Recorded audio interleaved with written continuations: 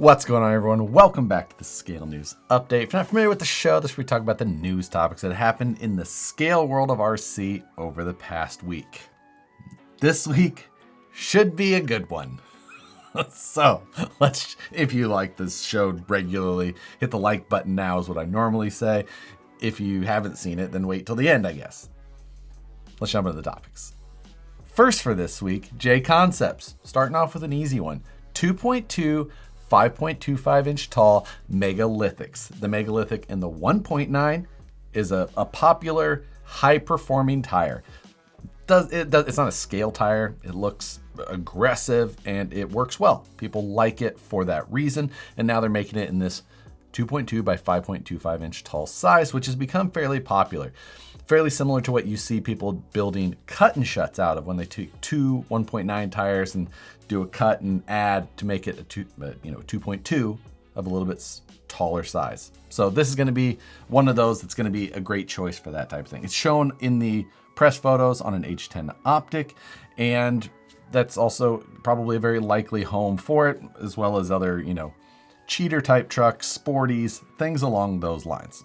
Maybe a good choice for a rig that you're building if you're trying to go for something, high performance. Then Jconcepts bringing out RL Stein's new favorite tire, the Rock Bumps. 2.2 Rock Bumps. You could tell that they were working on this tire so diligently and they had to rush to get it into production that they forgot to come up with a name until 44 seconds before the release. He's shown on a sporty type truck, robot, whatever you want to call it, 5.75 inch tall, 2.2. It's a very pin tire, a small block pin tire. And yeah, Rock Bumps. There's nothing. I love Jconcepts for these reasons. Like you can tell nobody at Jconcepts takes themselves too seriously. Nobody's shooting down a lot of just, quirky ideas. They're just there's one guy and he's like, yep, that's it. No, there's no conversation past this. We will not have a meeting on this. It has been said. Put it in CAD. Thank you, Jconcepts, for that. Also, looks like probably assume a good performing tire. I don't know. Their tread or their compound works well, and that will probably make this work well also. But I feel like after an ad for Rock Bumps, there has to be like one of those disclaimer things with all the possible side effects that you could be affected with if you decide to buy Rock Bumps. Check with your doctor if Rock Bumps are for you. And then after that, the next thing I saw was Associated getting double teamed.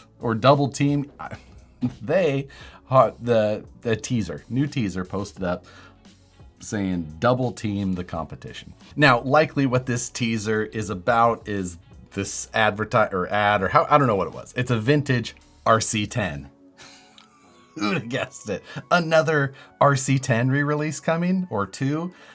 I don't know. But just the double team the competition, like now you would think that you would assume that people who follow that Team Associated page may not know the vintage reference to which they are referencing, but still decided to go with that anyway. And just some of the comments on there, or specifically on some of the shares, were wild because, people who don't know what it was referencing just had to use their imaginations. And since they only gave us the one photo and some people didn't know what they were referencing, like myself, I had to make up some of my other photos to go along with maybe the theme that they were going for. But like this show, at least you can count on Associated to have a little bit of the same thing every week. 1980 whatever, they were thinking, we'll have flying cars in 2020. Nope, just the same RC10s you've been seeing for 40 years. Next, and officially released from Htech this week, are their version 2 of the H10 aluminum panels for the H10 Optic. Now, the H10 panels that they had previously were more of like the stock style. They had hood, grille, side panel options for the H10 and kind of a Jeep theme. This one now with an FJ Cruiser style to it. And again, hood, grille, sides available. I believe there's also rear fenders as well available, but the fitment with the rear fenders in this, I don't know exactly what's going on with it. The FJ style body panels that they're showing here, the fit on them in general is a little bit different. There's some gap kind of going on with the lower edge of it towards the back at the A-pillar. And I don't feel like it fits quite as well as the Jeep panels that they had previously, but it is a new style to it, kind of changing it up. And Htech does offer these in a bunch of color options that you can kind of, I think you can even get some custom color options from them. But they show a number of the colors that they have on their website, worth checking out. I put a link down in the description below to that product, as well as links to all of the discussion, as well as links to all of the products that we're talking about today. And next, thanks to YouMagine for sponsoring this month of the Scale News Update. YouMagine is a online repository of files where you can go and purchase, but they're specifically for RC. It's kind of like Thingiverse or even My Mini Factory, but it's specifically zoned into just RC projects. So if you've got a printer and you like RC, it's absolutely worth checking out. This week, we're looking at one of the designers called Casadio, or the exact pronunciation may vary, but this guy has some amazing projects on there that are hugely 3D printed, like almost entirely, including a really, really cool Impreza model with you're 3D printing the entire structure, this very detailed, very realistic style, body panels, inner structure, interior, everything to this project.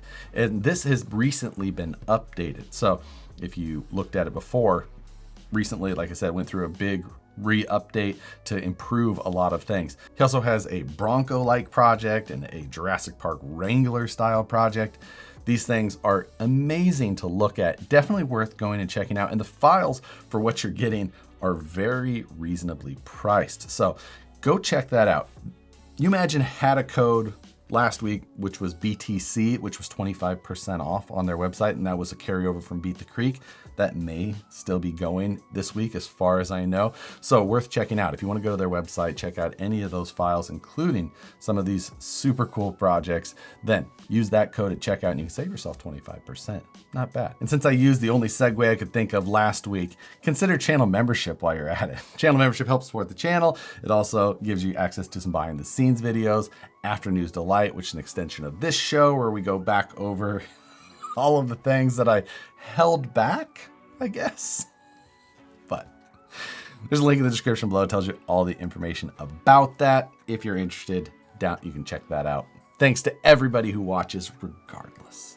And don't forget, this Wednesday, 6 p.m. Pacific, 9 p.m. Eastern, live stream takeover, where Matt and I discuss RC things somewhat often, and also play some fun games. We've been on a roll for the last few weeks, and they've been fantastic. This week should be no different, so make sure and come join us or watch the replay. Show has been that it's the show that never ends. And if you work for an RC company and like to see any of your products on the Scale News Update, send me an email to news@harleydesigns.com, and I'd be happy to take a look at it, include a photo, a description, and a link to where it'll be found on your website when it's released or if it's already up there. But shoot that over, love to take a look at it, see if we can get it here in the Scale News. Some news that came in this week for those of you who are designers and fabricators. CAD has launched their own plugin for Autodesk Fusion. This allows you to basically simplify the process from designing a part to having it manufactured at CAD. Less exporting and importing selections, things like that. It just takes it and it simplifies it down. They've got a nice web page that kind of walks you through the steps. Pretty easy to do. I have installed it in mine already just to, again, simplify that process of having parts laser cut so quickly and affordably. I am a huge proponent of CAD. I've been using them for quite a number of years now and will never look back. So if you're interested in that, link down there to that new plugin. And speaking of CAD, STL Sunday is still back and rolling.